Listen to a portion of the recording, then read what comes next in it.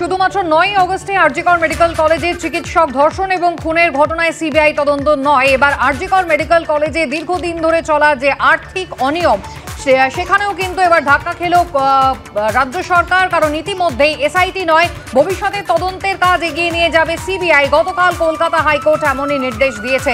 এই নিয়ে অবশ্যই যেমন সিট প্রশ্নের মুখে, এসআইটি প্রশ্নের মুখে পড়েছে, তার পাশাপাশি কিন্তু তদন্তের অগ্রগতি নিয়েও শাসক দলের পক্ষ থেকে প্রশ্ন উঠতে শুরু করেছে। আর অন্যদিকে সঞ্জয় রায় এবং সন্দীপ ঘোষ সহ মোট 7 জনের পলিগ্রাফ টেস্টের ইতিমধ্যেই অনুমতি দিয়েছে কলকাতা হাইকোর্ট। অবশ্যই আলোচনা করব, যারা রয়েছেন আমাদের সঙ্গে প্রথমেই পরিচয় করে দিই। রাহুল চক্রবর্তী রয়েছেন ডক্টর তন্ময় মুখোপাধ্যায়, সুব্রত দত্ত এবং প্রাক্তন পুলিশ কর্তা সলিল ভট্টাচার্য। সবাইকে স্বাগত জানাই আলোচনায় আসবো। তার আগে আপনাদের জানিয়ে রাখি, ফের ধাক্কা রাজ্যের। আরজিকর মেডিকেলে আর্থিক অনিয়মের মামলাতেও হাইকোর্টে ধাক্কা খেল রাজ্য সরকার।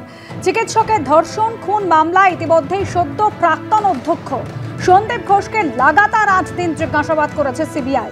আর এবার আরজিকর মেডিকেল কলেজের আর্থিক অনিয়মের মামলাতেও তদন্ত করবে সেই কেন্দ্রীয় এজেন্সি, অর্থাৎ জোড়া মামলা সিবিআই স্ক্যানারের সন্দীপ ঘোষ।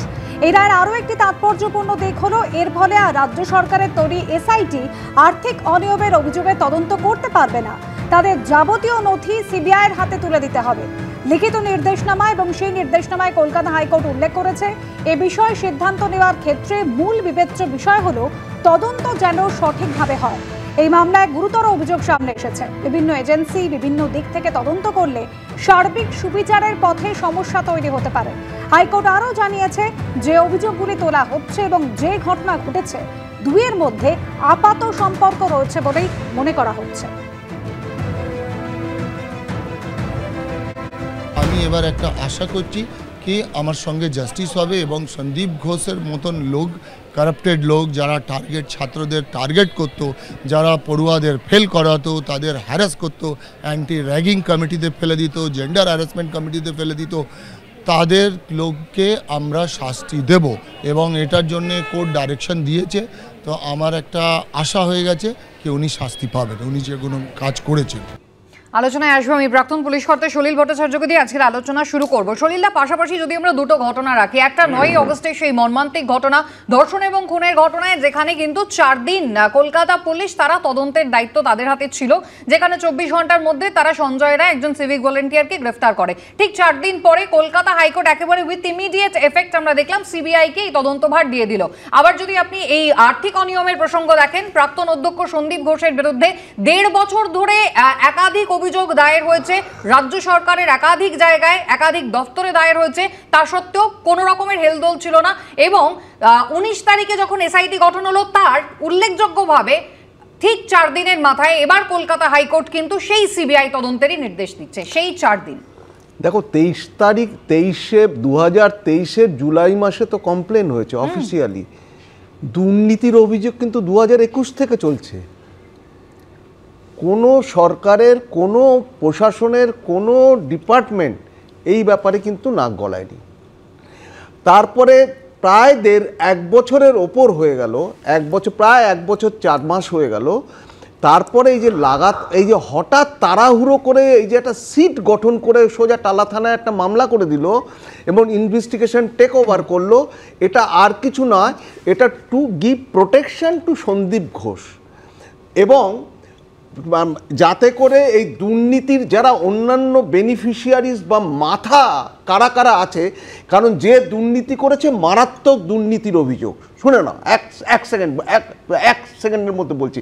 দুর্নীতির অভিযোগ হচ্ছে তার মেডিকেল ওয়েস্ট নিয়ে, তারপরে টেন্ডার নিয়ে, ছাত্রদের পরীক্ষার পাশ করানো ফেল করা নিয়ে টাকা নিয়ে, এবং নানা রকম দুর্নীতি। এর সঙ্গে প্রচুর, অন্তত 9 থেকে 10টা আইটেম রয়েছে, 15টা আইটেম রয়েছে যার দুর্নীতি, এবং সেটা অ্যান্টি করাপশন ব্যুরো এবং বহু জায়গায় কমপ্লেন করেছে, অ্যান্টি করাপশনে করেছে, ভিজিলেন্সে করেছে, মুখ্যমন্ত্রী দপ্তরে করেছে, স্বাস্থ্য দপ্তরে করেছে, কিন্তু কোথা থেকেও রেড্রেস পাননি উনি। এইবার আমার একটা কথা, এবং হাইকোর্ট এটা অবজার্ভ করেছে গতকাল, যে যেহেতু ওই আরজিকর সংক্রান্ত এই দুটো ঘটনাই কোরিলেটেড, সুতরাং এটা ওকে দেওয়া উচিত। আমার একটা খালি আবেদন বা প্রশ্ন জনগণের কাছে, সবার কাছে, যে 14-15 রাতের যে বিভৎস ঝামেলাটা হয়েছিল, যে নৃশংস বর্বরতার সঙ্গে আরজি করে যে র্যাম্পেজ হয়েছিল, সেটা আমি বারবার বলছি, ওটা সংগঠিত vandalism, premeditated, pre plan, organised motive রয়েছে। সেটা কিন্তু আমরা কিচ্ছু জানি না, খালি রোজই শুনি 40 জন অ্যারেস্ট হয়েছে, 50 জন। কেন একটা সিবিআইকে দেওয়া হবে না? কেন? মানে আপনি বলছেন 14ই আগস্ট রাতে যে ভাঙচুরের ঘটনা হয়, আপনি বলছেন তারও সিবিআই তদন্ত হওয়া প্রয়োজন। বেশ বেশ। আর এদিকে 16ই আগস্ট যে আরজিকর মেডিকেলে আর্থিক দুর্নীতি নিয়ে এত অভিযোগ এবং যার তদন্ত এবার সিবিআই করবে, সেই আর্থিক অনিয়মের অভিযোগে রাজ্য সরকার একটি এসআইটি গঠন করেছিল, কিন্তু সেই এসআইটি গঠন নিয়েও বিতর্ক শুরু হয়েছিল। দেখাবো। চিকিৎসককে খুন ধর্ষণের ঘটনায় তোলপাড়ের মধ্যেই গত 16ই আগস্ট আরজিকর মেডিকেলে আর্থিক অনিয়মের অভিযোগের তদন্তে এসআইটি গঠন করে রাজ্য সরকার। 19শে আগস্ট এই খবর প্রকাশ্যে আসে। 21শে আগস্ট সন্দীপ ঘোষের বিরুদ্ধে তোলা আর্থিক দুর্নীতির অভিযোগের তদন্তভার ইডির হাতে দেওয়ার আবেদন করে কলকাতা হাইকোর্টের দ্বারস্থ হন আরজিকর মেডিকেল কলেজেরই প্রাক্তন ডেপুটি সুপার আখতার আলী। 1 বছর 5 মাস আগে যিনি anti corruption bureau, vigilance commission, স্বাস্থ্য ভবন থেকে মুখ্যমন্ত্রীর অফিসে অবধি সন্দীপ ঘোষের বিরুদ্ধে অভিযোগ জানিয়েছিলেন। এই মামলায় বৃহস্পতিবার বিচারপতি রাজর্ষি ভরদ্বাজ রাজ্য সরকারকে প্রশ্ন করেন, 2023 সালে অভিযোগ জানানোর পরই কেন এসআইটি গঠন হয়নি? এখন এসআইটির মাথায় উচ্চপদস্থ কর্তারা রয়েছেন, তার মানে রাজ্য সরকার এই অভিযোগকে গুরুত্ব দিয়ে দেখছে। তাহলে এবছরের 16ই আগস্ট কেন এসআইটি গঠন করা হলো? অভিযোগ জানানোর পরেই কেন করা হলো না? এই পরিস্থিতিতে শুক্রবার রাজ্য সরকারের তৈরি এসআইটির হাত থেকে তদন্তভার নিয়ে সিবিআইকে দিল কলকাতা হাইকোর্ট। সৌভিক মজুমদার, ঝিলম করঞ্জাই ও আশাবুল হোসেনের রিপোর্ট, এবিপি আনন্দ। রাহুল, এই খুন ধর্ষণের ঘটনা যখন ঘটে গেল, 4 দিনের মাথায় যখন সিবিআইকে কলকাতা হাইকোর্ট তদন্তভার দিয়ে দিল, তখন রাজ্যের পক্ষ থেকে শাসক দল বারবারই যেটা বলে এসছে যে আর কটা দিন সময় যদি হাতে পাওয়া যেত, মুখ্যমন্ত্রী মমতা বন্দ্যোপাধ্যায় যে রবিবার পর্যন্ত টাইমলাইন বেঁধে দিয়েছিলেন, সেই সময়টা যদি পাওয়া যেত তাহলে একটা বড়সড় ব্রেক থ্রুয়ের সম্ভাবনা ছিল। কিন্তু কলকাতা পুলিশকে তো তদন্তের সুযোগই দেওয়া হলো না। এই ঘটনার ক্ষেত্রে কি বলবেন? 1.5 বছর আগে অভিযোগ করেছিলেন প্রাক্তন ডেপুটি সুপার আখতার আলী। 1.5 বছর ধরে তিনি কোথায় কোথায় অভিযোগ জানিয়েছিলেন? যতগুলো রাজ্য সরকারি দপ্তর রয়েছে, সে ভিজিলেন্স কমিশনই হোক, অ্যান্টি করাপশনই হোক, স্বাস্থ্য ভবনই হোক, এমনকি মুখ্যমন্ত্রীর দপ্তর পর্যন্ত, এই সময়টা কি যথেষ্ট ছিল না তদন্তের জন্য? না, দুটো তদন্ত তো এক নয়। তুমি যেটা বললে সেটা অন্য তদন্ত, দুর্নীতির কথা বলেছো বা বিভিন্ন রকম কারাপশনের কথা বলেছো। একটা অভিযোগ করেছে মানে সলিলদাকে যতটা টাইম ধরো, আমাকে একটু পেশেন্ট হিয়ারিং দিও। মানে আমি একটু বলতে চাই, প্রথম কথা হচ্ছে যে এই সলিলদা যে এতগুলো কথা বললেন, এত বাঁকা বাঁকা চোখা চোখা সব বিশেষণ দিলেন, এই সিবিআই করছেন, এত বছর ধরে, এতদিন ধরে সারদা নারদা প্রত্যেকটা দুর্নীতি ছিল, প্রত্যেকটা তো কারাপশন ছিল। অভিযোগ ছিল কার দিকে? রাজ্য সরকারের দিকে। কতদিন হয়ে গেল? কেন ট্রায়াল শুরু হলো না? কেন আজ অবধি কোনো অভিযোগ প্রমাণিত হলো না? কেন অপরাধী ধরা পড়লো না? আজকে দাঁড়িয়ে আজকে 15 দিন হয়ে গেল এই জঘন্য ঘটনাটি ঘটেছে। 15 দিনের মধ্যে 4 দিন কলকাতা পুলিশের সাথে ছিল, তুমি এক্ষুনি যেটা বললে। বাকি দিন সিবিআই কি করছিল? একটাই অ্যারেস্ট হয়েছে, সেটা রাজ্য সরকার করেছে, সেটা কলকাতা পুলিশ করেছে। বাকি সিবিআই আর এই আর্থিক বেনিয়ম, বাকি সিবিআই একটা রাজ্য সরকারি স্বাস্থ্য প্রতিষ্ঠান, একটা রাজ্য সরকারি স্বাস্থ্য প্রতিষ্ঠান, রাহুলদা একটু বলি কুসুমিতা, সুপ্রিম কোর্টে গেল খালি হাতে। 14 তারিখে সিবিআই করলোটা কি? এই যে এত চিৎকার, সিবিআই কোর্টে খালি হাতে গিয়েছে, আপনি কি করে বলছেন? মুখ বন্ধ খামে সিবিআই তাদের তদন্তের কাগজপত্র জমা দিয়েছে, যেমনটা বলা হয়েছিল, এবং তদন্তে এবং সেক্ষেত্রে তারা এখন ডিসক্লোজ করতে চায় না। সন্দীপ ঘোষ একুশ প্রমাণই হবে ডেফিনেটলি, আমি কারোর হয়ে জাস্টিফাই করছি না। সন্দীপ ঘোষ ডেকে নিয়ে যাচ্ছে, ডেলি প্যাসেঞ্জার সকালে যাচ্ছে, বিকেলে চা খেয়ে রাতে ফেরত আসছে, প্রতিদিন 8 দিন ধরে এই চলছে। তো করছেটা কি সিবিআই? এই সন্দীপ ঘোষের বিরুদ্ধে 1.5 বছর আগে যখন অভিযোগ ছিল, আজ যখন আপনি বলছেন যে 8 দিন ধরে এরা সিবিআই দপ্তরে যাচ্ছেন, আসছেন, ঘুরছেন, কি হচ্ছে? তাহলে গত 1.5 বছর ধরে এতগুলো ডিপার্টমেন্টে যে অভিযোগ ছিল, তাহলে এত তাড়াহুড়ো তোমরা বারবার বলছো কলকাতা পুলিশের সময় দেওয়া হয়নি কেন? না, দ্বিতীয়ত যার ফোন গেছিল, যে রোটানো পারসেপশন উঠেছে যে পুলিশটাকে ফোন করে জানিয়েছে আত্মহত্যা করা হয়েছে, ধরাইনি, হাসপাতাল থেকে ফোন করেছে, তো তার বিরুদ্ধে ব্যবস্থা সিবিআই নিচ্ছে না। ঘুমিয়ে আছে একেবারে। রাহুল দা, এই সন্দীপ ঘোষের ভূমিকা নিয়ে কিন্তু আলাদা প্রশ্ন তুলেছে, সেটা কলকাতা হাইকোর্ট হোক বা সুপ্রিম কোর্ট। আর কি কি অভিযোগ রয়েছে তার বিরুদ্ধে একবার দেখিয়ে দিই। 15টি অভিযোগ রয়েছে। বেআইনিভাবে বিপজ্জনক বায়োমেডিক্যাল বর্জ্য বিক্রি, জিম এবং নিজের চেম্বারে সৌন্দর্যায়নের জন্য কোভিড ফান্ডের অপব্যবহার করেছেন তিনি, টাকার বিনিময়ে বেআইনিভাবে চিকিৎসক অফিসারদের বদলি করা হয়েছে, এরকম একাধিক মারাত্মক অভিযোগ। অযোগ্যদের কাজের বরাত দিয়েছেন, আর সর্বোপরি কোটি কোটি সরকারি অর্থের অপচয় করেছেন। আরজিকর মেডিকেলের তৎকালীন অধ্যক্ষ সন্দীপ ঘোষ একাধিক ভুরি ভুরি অভিযোগ তুলে নানা জায়গায় এই নিয়ে অভিযোগও দায়ের করেছিলেন প্রাক্তন ডেপুটি সুপার আখতার আলী। আরজিকর মেডিকেলের প্রাক্তন অধ্যক্ষের বিরুদ্ধে এরকম 15 রকমের অভিযোগের কথা তিনি উল্লেখ করেছিলেন। সরকারি অর্থের অপচয় ছিল, টেন্ডার না ডেকে সরকারি জায়গায় খাবারের দোকান, ক্যাফে, ক্যান্টিন, সুলভ শৌচালয়ের জন্য বরাদ্দ করা ভেন্ডার বাছাইয়ের ক্ষেত্রেও স্বজন পোষণের অভিযোগ রয়েছে। অযোগ্যদের কোটি কোটি টাকার বরাদ দিয়েছেন। ইচ্ছাকৃতভাবে আর্থিক নিয়ম এড়িয়ে যাওয়ার অভিযোগ করেছেন প্রাক্তন ডেপুটি সুপার আখতার আলী।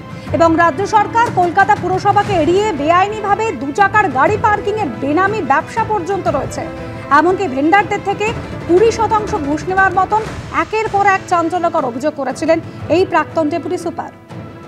দেখুন ডক্টর মুখোপাধ্যায়, মুখ্যমন্ত্রী মমতা বন্দ্যোপাধ্যায় কিন্তু 9ই অগস্টের এই ভয়াবহ ঘটনার পর পরিষ্কার বলেছিলেন যে যদি পরিবার সিবিআই তদন্ত চায় তার কোনো আপত্তি নেই। তার কারণটা হচ্ছে তাদের পক্ষ থেকে লুকোনোর কিছু নেই। কিন্তু এই 1.5 বছর আগের যে একাধিক অভিযোগ, একেবারে সরকারি একটা হাসপাতাল যেখানে দীর্ঘদিন ধরে 15টা বিভিন্ন রকমের মারাত্মক অভিযোগ উঠেছে, সেই প্রসঙ্গ যখন সামনে এলো, প্রথমত 1.5 বছর ধরে পুলিশ কি করছিল এই প্রশ্ন যেমন থাকবে, তার পাশাপাশি অবশ্যই রাজ্য সরকারের পক্ষ থেকে এখন বলার জায়গা হচ্ছে এসআইটি তো গঠন করা হয়েছে, 4জন উচ্চ পদস্থ অফিসারকে সেখানে নিয়োগ করা হয়েছে, যেখানে কলকাতা হাইকোর্টের অবজারভেশনও এটাই যে তার মানে রাজ্য সরকার তো গুরুত্ব দিয়ে দেখছে। দেখুন, তৃণমূলের প্রথমে প্রশ্ন করা উচিত, তারা অনেক সময় প্রশ্ন করেন যে সিবিডিআই এই কেসে কি করলো, ওই কেসে কি করলো। তাদের প্রশ্ন করা উচিত যে আমাদের রাজ্যে সিবিআই ইডিকে আসতে হলো কেন, কারণ কোর্টের কেন ভরসা নেই পুলিশ, সিআইডি আর ইকোনমিক অফেন্সের উইংয়ের ওপরে, এই প্রশ্নটা প্রথম করা উচিত। আর তারপরে হচ্ছে এক্ষেত্রে যেটা দেখছেন আপনারা যে 1.5 বছর হয়ে গেল তদন্ত হয়নি, এটা তো নতুন কিছু নয়। রেশন দুর্নীতি তো এফআইআর হয়েছিল, তদন্ত হয়নি। কেউ মনে করে না সিবিআই ইডি ছাড়া আজকে হচ্ছে এই জ্যোতিপ্রিয় মল্লিক জেলে থাকতো, পার্থ চ্যাটার্জি জেলে থাকতো, অনুব্রত জেলে থাকতো, শাহজাহান জেলে থাকতো, কেউ মনে করে না। কারণ দিদি ছিল এদের মাথার উপরে, দিদির হাত এদের মাথার উপরে ছিল। সুতরাং দিদির পুলিশ কিছু করবেন না। এই সন্দীপ ঘোষের ক্ষেত্রে দেখুন, 16 তারিখে হচ্ছে নির্দেশ হলো যে এসআইটি গঠন করা হবে, এসআইটি গঠন করা হলো। 16 থেকে 23 7 দিনের মধ্যে তার কোনো অভিযোগ ছিল না এই তদন্তের উপরে, কোনো অভিযোগ নেই। যেই গেল 23 তারিখে যেই বলা হলো যে সিবিআইকে দেওয়া হলো, সাথে সাথে সে 15 মিনিটের মধ্যে ডিভিশন বেঞ্চে গেল যে ওই অর্ডার চেঞ্জ করতে হবে। তাহলে কি দাঁড়ালো? তার মানে তার বিশ্বাস আছে যে দিদি যদি তদন্ত করে, দিদির পুলিশ যদি তদন্ত করে, তাহলে আমি সেফ, আমার কোনো অসুবিধা হবে না, দিদি আমাকে আটকাবে। কিন্তু যদি সিবিআই কাছে যায় আমি ধরা পড়ে যেতে পারি, আমি জেলে যেতে পারি।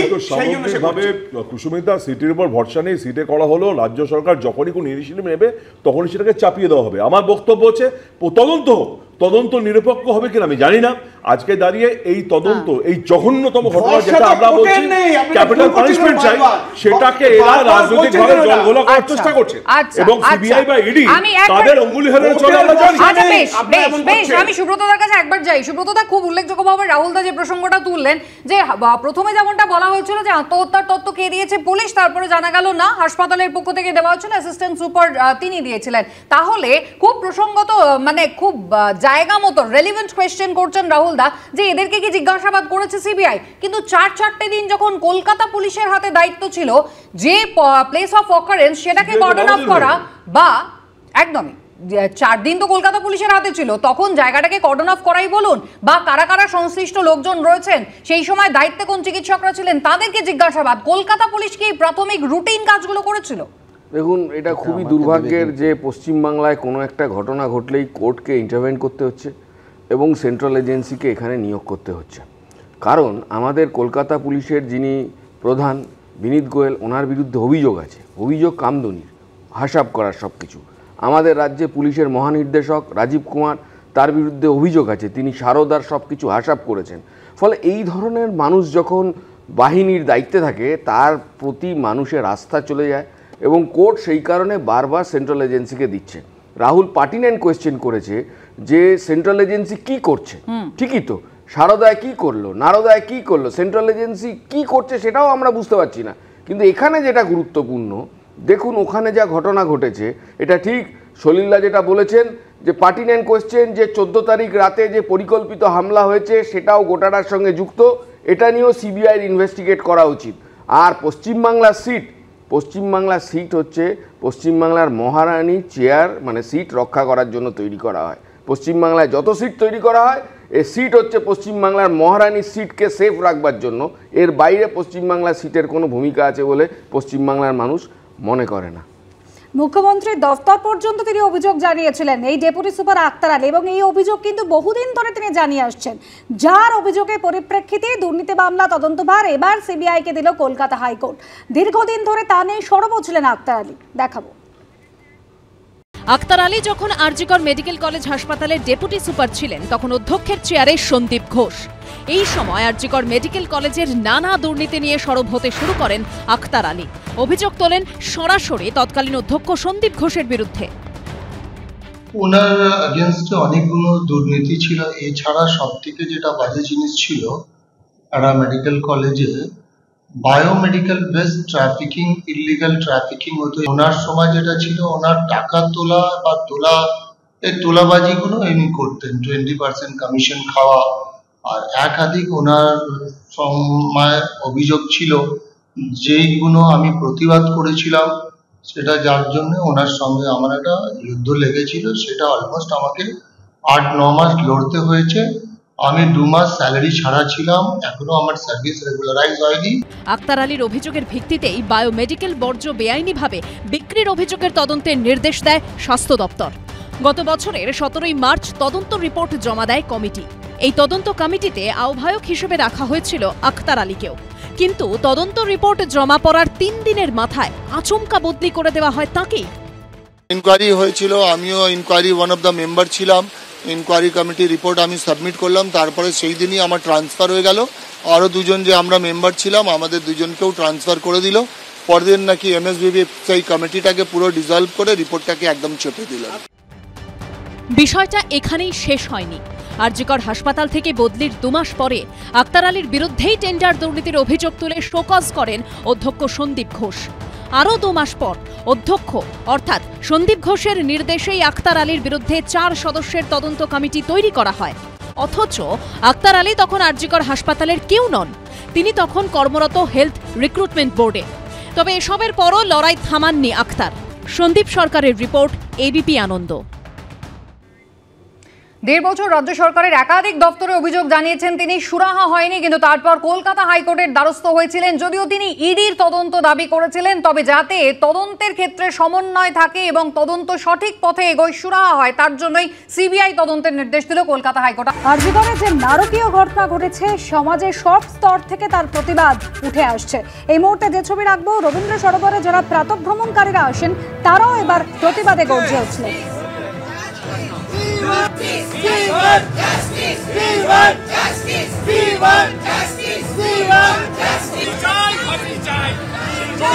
ছাত্রছাত্রী থেকে শুরু করে সমাজের বিভিন্ন শ্রেণীর মানুষজন, তারা সকলেই পথে বেরিয়েছেন, সকলেই কিন্তু জাস্টিস চাইছেন।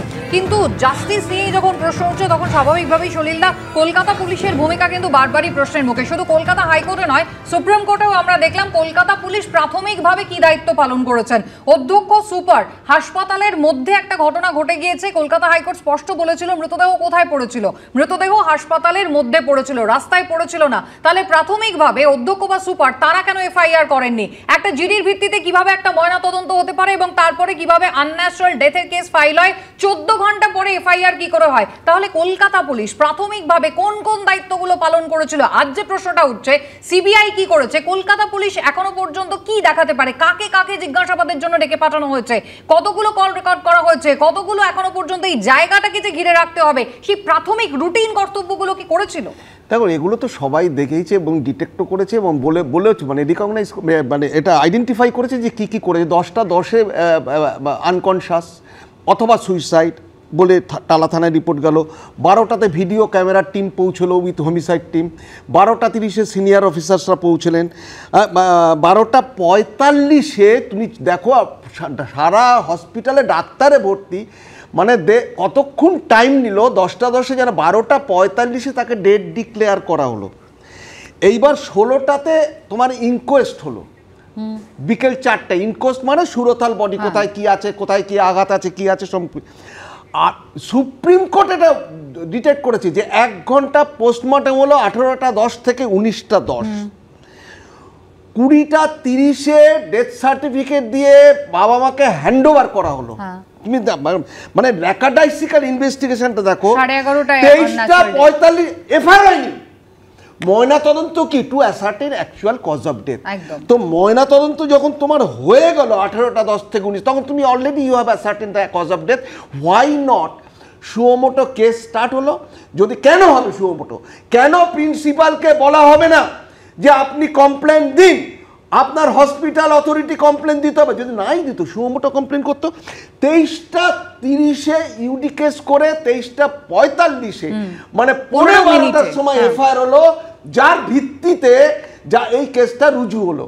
তার আগে তদন্ত, তার মানে বোঝাই যাচ্ছে, দেখো তার আগে কিন্তু সব অফিসাররা, পুলিশ অফিসার থেকে আরম্ভ করে বারবার প্রিন্সিপালের ঘরে মিটিং, সুপারের ঘরে মিটিং, এমএসভিপির ঘরে মিটিং অনেকবার করেছে, কিন্তু কেউ কারোর একটা সাহস হলো না বলতে সন্দীপ ঘোষকে যে আপনি মশাই কমপ্লেন দিন, being the head of the medical college, আপনি you have fail to discharge your duty, আপনি কেন কমপ্লেন? একদম রাহুল দা, তাহলে প্রশ্নটা তো এখানেই উঠবে নিঃসন্দেহে, সিবিআই 10 দিন ধরে কি করছে এই প্রশ্নটা যখন শাসক দল তুলবে, তার পাশাপাশি 4 দিনের যে দায়িত্ব, 4 দিনের যে খতিয়ান, ঘটনার দিনের 9 তারিখে কলকাতা পুলিশ কি করেছে সেটাও স্পষ্ট করে বলা। না না, কলকাতা পুলিশ যেটাই করুক, যে সলিলদা তিনি এক্সপিরিয়েন্স দিয়ে কথা বলছেন, দেখো আমি না কোনো কিছু মানে উপমা টেনে নিয়ে এসে কোনোটাকে জাস্টিফাই করতে চাই না। যেটা ভুল তো নিশ্চয়ই ভুল হয়েছে, কোথাও তো গাফিলতি ছিল। আমি বলছি, আমি দেখ অন্যায় ভুলের কথা আমি আসছি না। প্রথম কথা, একটা এখন তদন্ত চলছে, তদন্ত হোক, সত্যটা বেরিয়ে আসুক, আমরাও চাই। কিন্তু সমস্যা হচ্ছে 4 দিন কলকাতা পুলিশের নিয়েই এত চলছে না, বিশ্লেষণ করা হচ্ছে, তারপরেও কিন্তু অ্যাকুইজকে ধরা হয়েছে, তাকে 24 ঘন্টার মধ্যে অ্যারেস্ট করা হয়েছে। সিবিআই তো বলছে না সে অপরাধী নয়, যাকে সিপি বলছেন তিনি সর্বোচ্চ অপরাধী, এবং সিবিআই তাকে বলছে না অপরাধী না, উল্টোটাও সিবিআই কি বলছে আমরা ভুল কথা এবং সেখানে দাঁড়িয়ে কিন্তু তিনি যে একজন সিভিল ভলান্টিয়ার, তিনি যে পুলিশ ওয়েলফেয়ার কমিটির যেটা রয়েছে সেটার সঙ্গে অন্তর্ভুক্ত, সেই প্রসঙ্গ তো কলকাতা পুলিশ বলছে না। কিভাবে তিনি অন্তর্ভুক্ত হলেন? এত জানে তারা সিবিআই কে বলছে না কেন, এবং সিবিআই বা কেন ধরে বার করছে না? দেখুন, হচ্ছে এখানে হচ্ছে প্রমাণ লোপাট হয়েছে, দুটো জিনিস লাগে। একটা হচ্ছে যিনি মৃতা তার সাথে প্রমাণ থাকে, আর যেখানে হয়েছে সেখানে প্রমাণ থাকে, সাথে সাথে বডিটাকে নিয়ে গিয়ে পুড়িয়ে দিয়েছে, একটা লোপাট হয়ে গেল। তারপরে যেখানে হয়েছে সেখানে ভাঙচুর করে সমস্ত ফ্লোর টাইলস তুলে দিয়েছে।